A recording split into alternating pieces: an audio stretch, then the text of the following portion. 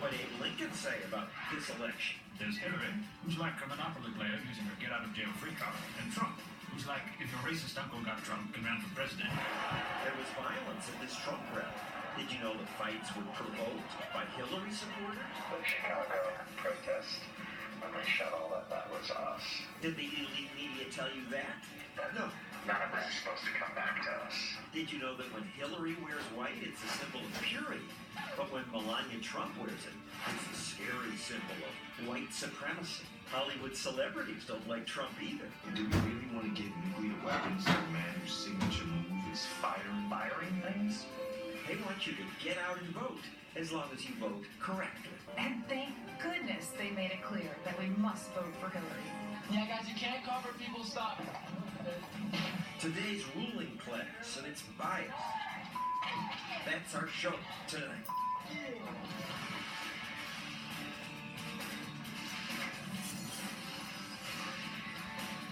And now, John Stossel. I don't like Donald Trump. I used to. I found him spontaneous, real, entertaining, but now I realize he's a mean bully. I know this partly because I saw that video of Trump mocking a disabled reporter. You gotta see this guy. I don't know what I said. I don't remember. Trump's opponents quickly made this ad based on that video. When I saw Donald Trump mock a disabled person, I was just shocked. You gotta see this guy. I don't know what I said. I don't remember. When I saw Donald Trump mock somebody with a disability, it showed me his soul. It showed me his heart. And I didn't like what I saw. Me neither. How cruel Trump was. The reporter has a disease and Trump mocks him? But wait a second. Trump waves his arms around. The reporter's disability means he can't move his arms. Also, Trump did something similar when mocking a general who said something he didn't like. What do you think about ISIS? Oh, ISIS is very tough. Trump also used the same motion to mock Ted Cruz. They said, Senator Cruz, what do you think of waterboarding? I don't want to talk about it. You know, he didn't want to talk about waterboarding. Turns out this is a Trump performance gimmick. It's not very nice, but it doesn't appear directed at a disabled person. But I didn't know this until I started researching this show. I'm a media junkie, but I never saw the other side of the story. The media really didn't cover it. Another reason I don't like Trump is that he supported the Iraq War and then lied about that. I read that in the elite media again and again. They said Trump voiced his support for the Iraq War on the Howard Stern show. But here's how Trump actually answered Stern's question. Are you for invading Iraq? Yeah, I guess so. I guess so. It's hardly a pushing for war. Later, as the drumbeat built for Bush to go into Iraq, Trump said this to Neil Kavuto. Perhaps he shouldn't be doing it yet. And perhaps we should be waiting for the United Nations. I wouldn't call that gung-ho support like so many commentators have said. Again, researching this show, I was surprised. The ruling class totally distorted that story. And by ruling class, I mean Hollywood, the political class, the media, so-called American elites. They said Trump was a big supporter of the war and that he mocked a disabled reporter. And I never heard the other side of the story. I feel pretty dumb. Makes me wonder what else I don't know. Joe Concha covers the media for the Washington, D.C. newspaper The Hill. So what else do I know? I mean, Trump lied, I really believed, about his support for Iraq. John, I would argue that that was the first time he was ever even presented that question. Remember, he's a businessman at the time. Howard's interviews, if you listen to Stern, can go on for 90 minutes without a commercial. He'll just bring up anything. Before the war, yeah, I guess so. You don't hear that side of it, though. Why not? Why doesn't the media pick it up? Just because they hate Trump so much and they want to embarrass him? There's a visceral hate for Trump. The Center for Public Integrity looked at donations from 430 journalists. 96% went to Hillary. 96%? Wow, I thought it would be higher, actually, to be quite honest with you. And your own newspaper analyzed ABC, NBC, CBS coverage on one Thursday this month. They spent 23 minutes on the Trump sex allegations.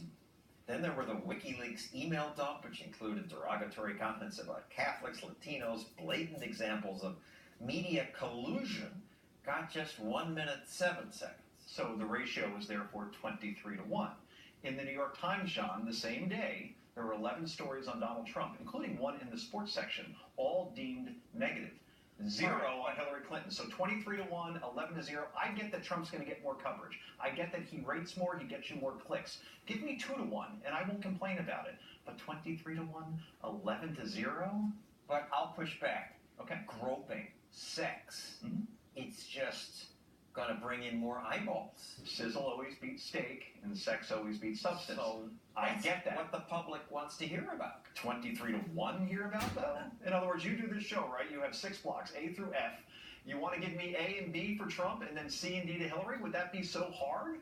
No, it's all Trump. Other wiki points, there was interesting stuff that could have been covered more. Donna Brazile giving Clinton debate questions ahead of time. It was covered, but wasn't big. Brazil barely got covered relatively, in my opinion. Remember in the email, John, subject header said, from time to time I get debate questions, meaning it happened more than once. The Politico reporter wrote to Podesta, because I become a hack, I will send you the whole section that pertains to you. Please don't share or tell anyone I did this. He's sending his story for approval to Podesta?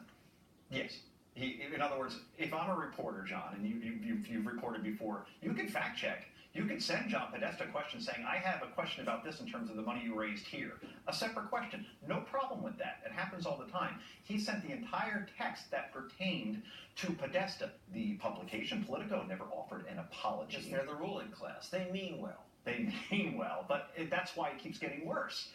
The Clinton campaign told the New York Times which quotes they wanted printed. That is called quote approval. And in 2012, Margaret Sullivan, she's the public editor, she's basically the watchdog for the paper. She said, this practice is banned. So what happened to the reporter? Nothing. The editor there wasn't even an apology about it. And that's the thing, it's not even being acknowledged, and there is no contrition as well, which would go a long way with the reader saying, I know I did this, I shouldn't have, I'm sorry. All right, now, I mean, they're in the tank, and of course the New York Times leans left. I wouldn't read it except as a news person, I think. You think it leans left? You know the last time they endorsed a Republican candidate? 1956. But this election, I'm amazed at how totally they are in the tank for Hillary Clinton. Every day they do several anti-Trump stories, and much less about Clinton's emails or lies or pay-to-play tricks.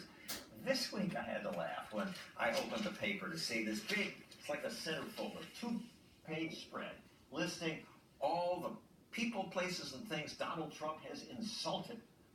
For example, Joe Biden is not very bright. Elizabeth Warren, sad to watch. Pocahontas. Jeb Bush is weak. Had to bring in mommy to take a slap at me. Okay, I get it. Trump likes to insult people. But has the Times ever run a 2-page spread and say, Hillary's scandals and lies? They could. Just before she became First Lady of Arkansas, she started trading in cattle futures. She turned $1,000 into $6,000 overnight. After 10 months, she had $100,000. But she said, I never received preferential treatment. Then came Travelgate, Whitewater, dodging sniper fire in Bosnia. The video showed there was no sniper fire. In fact, she posed for photographs. She just lied. Her lies and scandals go on and on. The Times could easily fill 2 pages with them, but they don't. Instead, they zero in on Trump, running stories like this one. They say during the second debate, Trump was stalking Ms. Clinton like prey. Lots of media ran stories saying Trump loomed over Clinton, trying to invade her space. So Hillary quickly went on TV to complain about that. He was really trying to dominate and then literally stalk me around the stage. And I would just feel this presence behind me. And I thought, whoa, this is really weird. I believe that, but it's just a smear. Watch the video.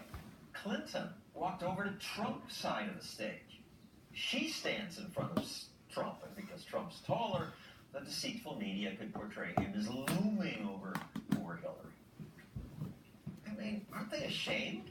It's video evidence that you just laid out that can very easily be dispelled, but the headline rules the day, and no one's going to go back and watch that part of the video. The clothing.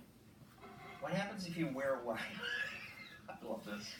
So the New York Times, when Hillary wears white, she says it's an emblem of hope. Philadelphia Inquirer, Clinton was soft and strong, a dream come true. And then Melania wears white at the Republican convention, and she says, another reminder that white is always right. A scary statement. That was written by the same writer for the same publication. 2 words. We called her up. She did answer us. Okay. Given the many things Trump has said about people that didn't live in this country, that's what the dress said to me as an African American. Oh, okay. I was about to say that, it's 2 words with a hyphen, self-awareness. Look at your archive, and because that was called out, and that was actually covered a little bit, and she is now a mockery. Many in the elite media also accused Trump of threatening Hillary when he said Clinton was anti-Second Amendment. It's not the first time that he's been accused of inciting violence. Inciting violence? Here's what Trump actually said about Hillary being anti-Second Amendment. She goes around with armed bodyguards like you have never seen before. I think that her bodyguards should drop all weapons. They should disarm. Take their guns away. She doesn't want guns. Let's see what happens to her. Take their guns away. Okay? It'd be very dangerous. He was just saying she's a hypocrite for wanting others to disarm while she's surrounded by bodyguards with guns. They take his words literally and then turn it into, yes, he's calling on the assassination of his opponent, Hillary Clinton, and that's just reckless and irresponsible. And they're not trying to cheat. They're just so convinced themselves that Trump is evil, Hillary's good, that they see it this way. They see it as their mission to keep Donald Trump out of office because he is a danger to this country. Therefore, they're no longer journalists, they are activists. Here's something else the mainstream media has mostly ignored. James O'Keefe's undercover teams report that the DNC funded goons who tried to provoke violence at Trump rallies. Nobody's really supposed to know about me. So the Chicago protest, when they shot all that was us. It was more him than me, but none of this is supposed to come back to us. We don't want it to come from the party. If you didn't watch Fox, you might not know about this. CNN did run it once, as far as I know. Other networks have run it probably once. But it's not being covered because it's an inconvenient narrative. The narrative. Trump campaign did this. Remember the apocalypse that I mentioned earlier in the segment? That's what we'll be seeing as well. The Week magazine has a cover story this week about what happens if Trump loses. And on the cover is about 100 white people brandishing AR-15s and pitchforks and has fire torches, and they're going to burn down the country if Trump loses. Remember where that narrative came from. Trump people are violent because we saw violence over the summer at these rallies. It turns out that they were incited by a Democratic campaign, but we don't hear about that. Thank you, Joe Concha. Coming up, the Hollywood ruling class. It's going all out to stop that evil Republican. And do we really want to give nuclear weapons to a man whose signature move is firing? Firing things? Also, the college ruling class can't tolerate a Donald Trump display.